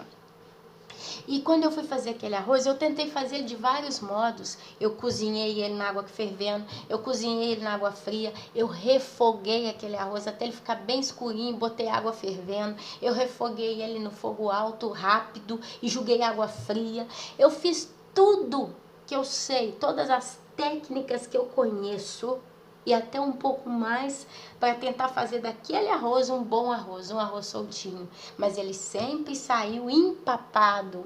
Ou ele cozinhava demais ou ele ficava empapado. De qualquer modo ele não suportou, porque a natureza daquele arroz era aquela. Então eu podia fazer o que eu quisesse, que aquele arroz ia ser sempre daquele jeito ruim. A ponto que agora eu tenho ele guardado no armário da minha casa. Por quê? Se acontecer uma crise econômica, que todos os supermercados vão ser saqueados e eu estiver isolada, eu não vou morrer de fome. Empapado ou não, eu como do mesmo jeito. Em contrapartida, tinha o arroz que eu compro, que é bom, que se eu fizer cozido fica solto, se eu fizer refogado fica solto, se eu fizer com água quente fica solto, se eu pôr na água fria e deixar ele cozinhar aos poucos fica soltinho. Por quê? Porque a natureza dele é boa. Assim é o ser humano diante dos olhos de Deus. Deus, antes de nos permitir nascer, ele já sabe se você é um arroz bom ou se você é um arroz ruim. E se você é um arroz ruim, Deus, no decorrer da sua vida, ele tenta te cozinhar de todos os modos que ele sabe. Ele dá para você a oportunidade de todos os modos de você se arrepender. Mas você vai sempre cair no seu vômito. Você vai sempre, sempre, sempre continuar na sua rebeldia. Até o momento que Deus traça o limite. É quando eu, Ana Paula, tracei o limite com arroz ruim. Eu usei todas as técnicas que eu tinha até que eu cheguei à conclusão. Eu, no meu caso, tive que chegar à conclusão. Mas Deus já sabia. Ele não precisou chegar à conclusão. Mas eu falando, né, na minha limitação humana, cheguei à conclusão, esse arroz não presta. Eu posso fazer do jeito que eu quiser, que vai dar sempre porcaria. Então eu não compro mais, não tem esperança. O destino desse arroz é ser jogado no lixo, porque não presta. Inclusive não era saboroso na hora que comia. Quando comia não pegava o gosto. Eu cozinhei ele com alho para ver se, né, o gostinho do alho entrava. Não aconteceu nada. Então eu não compro mais. Cheguei a jogar comida fora aqui por causa desse tipo de coisa. Porque não tinha como comer. Assim é Deus com esse ser humano. Deus, ele sabe que aquela pessoa, ele pode fazer o que quiser. Que ele no final vai ter que pegar ela e jogar ela no inferno. Vai ter que descartar aquela pessoa na ira eterna. Porque não tem solução. Mas mesmo assim, pela misericórdia dele, ele permite essa pessoa complicada, condenada desde que já nasceu, porque já era, porque a Bíblia diz que antes da fundação do mundo, os nossos nomes, o nome dos escolhidos de Deus foram escritos no livro da vida. Deus, ele já sabia quem ia viver com ele na eternidade. Então ele foi escrevendo o nome dessas pessoas. Aquelas pessoas que o nome não se encontram ali escritos, são esses arrozes ruins, que não tem solução. Aí você fala, mas se Deus sabia que era assim, então por que Deus permitiu ainda assim? Porque Deus é justo. E como justo juiz, ele precisa de prova. No dia que Deus vai julgar essa pessoa, ele vai mostrar isso para ela. Ó, olha aqui, o que você fez na sua vida.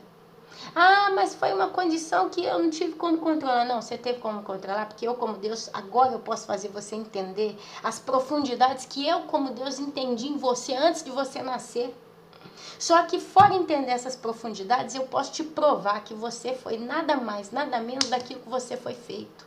Esse é o seu caráter, essa é a sua natureza, esses são os seus sentimentos. Ainda que eu te ponha no inferno, que eu te deixe cozinhar lá por 1000 anos, você já não tem mais nada, virou um carbono. E eu tire você e coloque você no céu, que passe ainda 1 milhão de anos na eternidade, você no céu. Depois de 1 milhão de anos você vai se rebelar contra mim, como fez Lúcifer. Porque essa é a sua natureza. Tem um ditado que diz que árvore que nasce torta, morre torta. Meus amados, Deus, ele conhece as profundidades da nossa essência, da nossa natureza, dos nossos desejos, do nosso caráter. Agora então, Vabé, e agora, Ana Paula, me explica então o bom, aquele que vai para o céu. Por que Deus permitiu essa pessoa viver tanta maldade, tanta cativéria, tanta coisa ruim, tanta injustiça? Por que eu sempre tive que trabalhar mais do que o outro e nunca consigo chegar ao final do mês com dinheiro no bolso para jogar fora e tomar um sorvete? Porque Deus, ele precisa que você tenha uma experiência nessa terra e saiba como que é difícil e suado ganhar o pão de cada dia. Deus, quando ele nos levar para a eternidade, lá não vai ter choro, lá não vai ter lágrima, lá vai ser só alegria. Você pode entender a eternidade como um local de descanso, porque ela é descrita assim na Bíblia. A Bíblia descreve o céu como local de descanso. A Bíblia descreve a salvação como descanso eterno. Então no céu, meu amado, minha amada, não vai ter dificuldade, não vai ter problema, não vai ter chateação, não vai ter imprevisto. Mas no céu, você vai se lembrar que aquele que se rebelou contra Deus, ou de todas as vezes que você se rebelou contra Deus, você teve que passar dificuldades. Deus, ele vai mostrar para você lá na eternidade, ele vai usar a sua vida na terra como uma memória daquilo que é o pecado. Aquilo que o pecado, a rebelião, o dizer não a Deus, o de ir contra a vontade de Deus gerou na humanidade. Pelos anos que Deus permitiu o homem viver na terra. É quando você ali vai olhar para a glória de Deus, para a beleza de Deus, por amor de Deus, pelo amor de Deus, pela justiça de Deus, você vai olhar a Deus e você vai entender a Deus. Você vai ser sempre de acordo com Deus, porque a coisa é justa a fazer, porque Ele é onisciente. Ele sabe de todas as coisas. Às vezes nós achamos que nós sabemos muito, mas a realidade é que quem sabe é o Senhor, não você. Então Deus permite que o homem viva na terra para ele fazer um estágio, um aprofundamento. Ele vai aprofundar o seu conhecimento na justiça, ele vai aprofundar o seu conhecimento na maldade, ele vai aprofundar o seu conhecimento na vida como ela é, sem Deus como Senhor da nossa vida. Você cresce, meus irmãos. Nós temos crescido, porque mano a mano que a gente caminha na nossa vida de problema, de fatiga, de luta, de dificuldade, a gente ou ama ou odeia mais a Deus. Isso é a realidade do ser humano. Ou você vai se apegando mais a Deus, ou você passa a depender mais de Deus, ou você vai se aproximando mais de Deus, e dependendo mais de Deus, e se abrindo mais a Deus, e querendo conhecer mais a Deus, e começa a construir um relacionamento com Deus de amor, de sinceridade, de verdade. Ou você odeia Deus de tudo. Você bota tudo nas costas de Deus, a culpa é dele e do diabo. Foi ele que criou o diabo, então a culpa é dele, basta, não me interessa. Eu sou um pobre coitado desgraçado no mundo. E Deus está ali tentando te mostrar como o arroz que está tentando ser feito de várias formas, mas você continua sempre no seu caminho impetuoso. Por isso que Deus permite as coisas que a gente está vendo. Nós temos sido testemunhas oculares da crueldade que está acontecendo na terra. Você está vendo crianças serem mortas, tem coisa terrível. E você tem o coração apertado, você fala, não aguento mais ver tanta loucura, tanta maldade, tanta injustiça, tanta crueldade. Mas Deus diz para nós, eu permito a vocês de verem isso, porque isso aqui é o que é a vida sem eu mesmo no meio dela. E Deus é justo, não esqueça disso.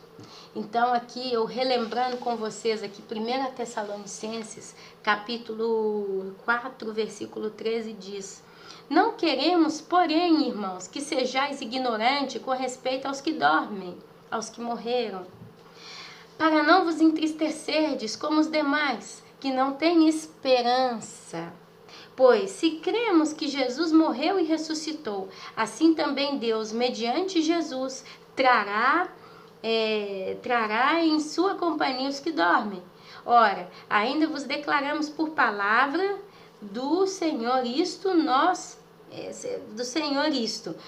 os vivos, os que ficamos até a vinda do Senhor, de modo algum precederemos os que dormem, porquanto o Senhor mesmo, dada a sua palavra, levanta, vive, venha, de ordem, ouvida a voz do arcanjo, a ressoada, a trombeta de Deus, descerá dos céus, e os mortos em Cristo ressuscitarão primeiro. Depois nós, os vivos, os que ficamos, seremos arrebatados juntamente com eles, entre as nuvens, para o encontro do Senhor nos ares, e assim estaremos para sempre com o Senhor. Consolai-vos, pois, uns aos outros com essas palavras. É o arrebatamento, não tenho muito o que dizer, nós conhecemos essa palavra. E ali continua, capítulo 5, eu quero ler um pouco também para encerrar esse trabalho de hoje. A vinda do Senhor é certa e repentina, glória a Deus. Irmãos, relativamente aos tempos e às épocas, não há necessidade de que eu vos escreva. Por quê? Porque eles já sabiam os tempos, eles já sabiam as épocas, era tudo cobra criada já, gente com calo, gente que conhecia tudo, já sabia quando chegava inverno, primavera, outono, inverno, já conhecia. Então Paulo fala, relativamente aos tempos e às épocas, não há necessidade de que eu vos escreva, pois vós mesmos estáis inteirados com precisão de que o dia do Senhor vem como ladrão da noite. Quando andarem dizendo paz e segurança, eis que lhes sobrevirá repentina destruição, como vem as dores de parto, a que está para dar à luz, e de nenhum modo escaparão. Olha lá o que Deus falou com Abacuque, que está falando aqui conosco também, 1 Tessalonicenses capítulo 5, e continua. Mas vós, irmãos, não estáis em trevas, nós não estamos cegos, nós não estamos na ignorância. É isso que Paulo quis dizer. Para que este dia, como ladrão, vos apanhe de surpresa. Significa que nós não vamos receber o dia do arrebatamento como uma surpresa. Olha, vós não estáis em trevas, porque a nossa vida tem sido recheada da palavra de Deus. Nós conhecemos os tempos e as épocas, mas o dia e a hora não. Mas nós não estamos em trevas, para que o dia como ladrão vos apanhe de surpresa. Porquanto vós todos sois filhos da luz e filhos do dia. Nós não somos da noite nem das trevas. Assim, pois, não durmamos como os demais. Por isso que o ladrão vai pegar de surpresa aqueles que não vão para a glória de Deus. Porque eles estão dormindo, dormindo nas suas cobiças, dormindo nas suas maldades, dormindo nas suas iniquidades, no seu pecado. Mas nós não. Nós estamos, como disse Abacuque, eu vou para a alta torre, vou ser vigilante. Eu vou esperar, eu vou vigiar. E nós não estamos dormindo como os demais. Pelo contrário, vigiemos e sejamos sóbrios. Nós estamos acordados, glória a Deus. Ora, os que dormem, dormem de noite. Ou dormem na treva, ou dormem no pecado, ou dormem no seu egoísmo, na sua impiedade. E os que se embriagam, é de noite que se embriagam. Aqueles que atolam a vida no pecado, eles atolam a vida no pecado em meio às trevas. Noite e treva na Bíblia praticamente é a mesma coisa. Quando diz que ele vai vir antes ao soar a meia-noite, lá na parábola das 10 virgens, quer dizer, é o ápice da escuridão. Meia-noite é a virada do dia, é a mudança dos tempos, ok? Então eles se embriagam, quer dizer, eles se entolam cada dia mais, eles se envolvem, entolam não, me perdoe a palavra errada, atolam. Eles se atolam cada dia mais no pecado, se embriagam de prazer, se embriagam de maldade, se embriagam de roubo, se embriagam de mentira, se embriagam de porcaria de todos os gêneros. Nós estamos aqui conversando coisa séria, a gente acha que todo mundo está com essa consciência, mas nós somos raros, meus irmãos. 90% de lá fora está se embriagando no pecado, na apostasia, na loucura contra Deus, meus irmãos. E aqui Deus está falando que nós não somos da noite, nós não somos filhos das trevas, mas nós somos filhos de Deus. Nós, porém, que somos do dia, sejamos sóbrios, revestindo-nos da couraça da fé, né? Porque nós cremos, e do amor, e tomando como capacete a esperança da salvação, porque nós cremos que seremos salvos, porque Deus não nos destinou para a ira. Em Abacuque Deus envia a ira, Deus promete que vai vir a ira, e aqui Paulo está dizendo que nós não somos para a ira, amém? Nós não somos para a ira, mas para alcançar a salvação mediante nosso Senhor Jesus, que morreu por nós, para que quer vigiemos, quer durmamos, quer dizer, quer estejamos vivos, respirando, ou quer a gente durma, no sentido a gente morra fisicamente, vivamos em união com Ele. Consolai-vos, pois, uns aos outros e edificai-vos reciprocamente, como também estáis fazendo. Consolai-vos é quando nós, como irmãos, nesses dias atuais, cuidamos uns dos outros. Nós estamos caminhando assim. A gente cuida um dos outros. É quando a gente perdoa, é quando a gente conversa, é quando a gente compartilha as coisas de Deus. É quando a gente procura se entender entre nós mesmos. Como cristãos, a gente se ajuda mutuamente. E assim, meus irmãos, essa é a palavra que Deus tinha para nós hoje. Eu agradeço pela paciência de escutar esse tempo todo, mas eu tenho certeza que é Deus irrigando o seu coração do óleo do Espírito Santo, enchendo a sua candeia, te preparando para dias maravilhosos que se aproximam. Sim, porque para a igreja não vai se aproximar dias de ira, mas vai se aproximar dias de maravilhas, de glória, de alegria, de regozijo.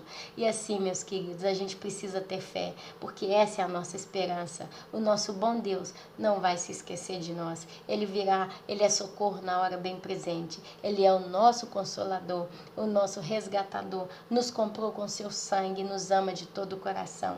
E Ele tem pensado em cada um de nós. Ele tem pensado em cada um dos nossos atos. Ele tem, muitas das vezes, dado sorriso de alegria, porque Ele tem visto a intenção intenção dos nossos corações. Nós não somos mais problemas na cabeça de Deus. Nós não somos mais aquele grupo de pessoas que Deus vai ter que mandar para o inferno. Deus não se agrada com a morte do ímpio. Deus não se agrada com a condenação deles. Não é alegria para Deus fazer esse tipo de coisa, mas Ele, como justo Deus, precisa fazer, porque Ele precisa separar o trigo do joio. Ele precisa de viver numa eternidade com pessoas que realmente o amam, de pessoas que estão dispostas a serem transformadas pela sua glória. É isso que Deus espera de nós, que nós o amemos de todo o coração, em espírito e em verdade. Por isso que nós possamos cumprir esse ministério chamado converter-nos a Cristo. Esse é o maior ministério que a gente pode cumprir. É converter-se realmente de todo o coração a Deus. E assim, meus irmãos, eu entrego essa palavra, eu os cumprimento no santo nome de Jesus e encerro por hoje. Amém, amém e amém. Aleluia.